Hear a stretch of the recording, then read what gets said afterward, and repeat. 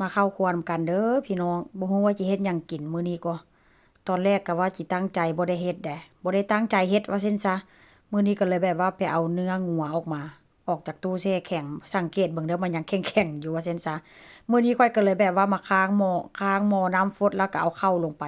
สิเฮ็ดข้าวต้มเฮ็ดข้าวต้มหรือว่าต้มข้าวเปียกนั่นแหละพี่น้องข้าวเปียกข้าวถ้าเป็นภาษาลาวเด้อมื้อนี้หลังจากน้ำฟดแล้วข้าวก็เอาลงแล้วข้อยก็สิใส่ขิง อันนี้ก็จะใส่เกลือเด้อพี่น้องใส่ขิงใส่เกลือแล้วก็จะใส่แป้งนัวผงนัวเนาะพี่น้องข้อยก็จะใส่ประมาณนี้เด้อ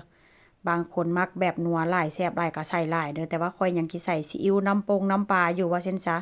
แล้วก็จะใส่ซีอิ๊วขาวลงไปเพื่อความเข้มข้นแล้วก็ความแซ่บความนัวแล้วก็น้ำปลานี่ล่ะส่วนหลายข้อยเฮ็ดก็จะประมาณนี้ล่ะพี่น้องสูตรข้อยก็จะแบบนี้ล่ะคล้ายๆกันเฮ็ดอีหยังก็จะใส่ประมาณนี้บ่ใส่หลายเด้เพราะว่าหยังใส่หั่นใส่นี่มันก็นัวแล้วว่าซั่นซะ แล้วก็จะใส่เนื้อลงไปเด้ออันนี้เป็นเนื้องัวเด้อพี่น้องเนื้อแดงฉ่ำคักฉ่ำแน่มื้อนี้ก็ได้ก็แต่ว่าเวลาสังเกตว่าเป็นหยังมันยังเป็นต้อนเป็นแผ่นเพราะว่ายังเอาออกมาจากตู้แช่แข็งพี่น้องเอามาแช่น้ำไว้แป๊บหนึ่งว่าซั่นซะเวลาเฮาหั่นมันก็เลยเป็นแบบว่ายังเป็นต้อนแบบเป็นต้อนเป็นแผ่นเป็นบางอยู่หั่นนะมื้อนี้ก็เลยแบบว่าจิกินจังซี่ละมื้อเดียวก็จิหาแต่อาหาร แล้วตอนแรกก็จ้งไว้เด้จ้งไว้เพราะว่าย้านมันเนื้อมันหลายโพดปาดไปคนเอาไปใส่หม้อแล้วไปคนรู้สึกว่ามันน้อยพี่น้องก็เอามาตัดหั่นใส่ให้หมดคือเก่าหั่นละคั้นเอาไปเก็บเมียนคือเก่าใส่เนื้อหลายๆมันจะค่อยแซ่บ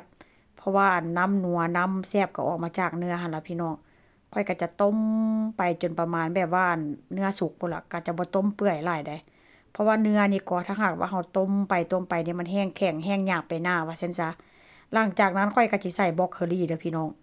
อย่าว่ากันเด้อพี่น้องเอ้ยกับข้าวกับน้ำนี่ก็คือว่าหั่นแหละเนาะข้อยลงคลิปไปหลายๆคลิป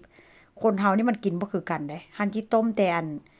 อันต้มเนื้อกับต้มข้าวเจ้าหั่นน่ะเนาะมันก็สิแบบว่าบ่มีสารอาหารปานใดว่าซั่นซะข้อยก็เลยแบบว่าเอาบรอกโคลีนี่มาหั่นเป็นต้อนน้องๆน้อยๆแล้วก็เอาใส่เห็นบ่ก็จะเป็นประมาณนี้เด้อพี่น้องก็ถือว่าเพิ่มรสชาติเพิ่มสีสันเพิ่มวิตามินเข้าไปอีก ตอนแรกก็ว่าสิใส่แครอทคิดไปคิดมาย่าละแครอทก็บ่ได้มักปานใดว่าซั่นซะก็เลยแบบว่าเอาก้านบรอกโคลีมาหั่นมาล้างแล้วก็หั่นเป็นตอนน้อยๆใส่แบบนี้เลยก็ถือว่าแซ่บเด้แล้วข้อยก็จะใส่พริกไทยเนาะแต่ว่าก็จิเกียวกระเทียมอยู่พี่น้องจิตำกระเทียมแล้วจิเกียวใส่น้ำมันอยู่มาสุกแล้วข้าวต้มทรงเครื่องนี่ใส่เนื้อต้มใส่ขิงเด้อพี่น้อง แล้วก็ใส่ก้านบรอกโคลีขาดแต่ต้นหอมผักชีพี่น้องเอ้ยเบิดมื้อนี้ก็สิไปแวะซื้อต้นหอมนี่ใส่ขิงเนื้อเน่งๆเลยพี่น้องมีแต่เนื้อใส่ก้านบรอกโคลีอย่าว่ากันเด้อพี่น้องแต่ละคนกินบ่คือกัน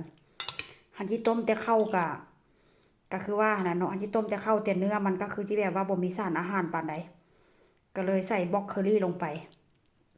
แต่ว่ากระแซบคือเก่าเด้อมาเด้อพี่น้องมากินนำกันหน้าตาก็จะเป็นประมาณนี้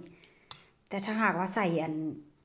ต้นหอมผักชีลงไปนี่แห้งจิแซ่บนี่โรยหน้าด้วยพริกไทยโอ้ยแซ่บมาเด้อมากินนำกันเด้อพี่น้องเด้อหอมห่วยๆอยู่มามื้อนี้เนื้อสดๆเนื้อยั่วๆเลยมื้อนี้ใส่เนื้อเอาไหล่มากินนำกันเด้อ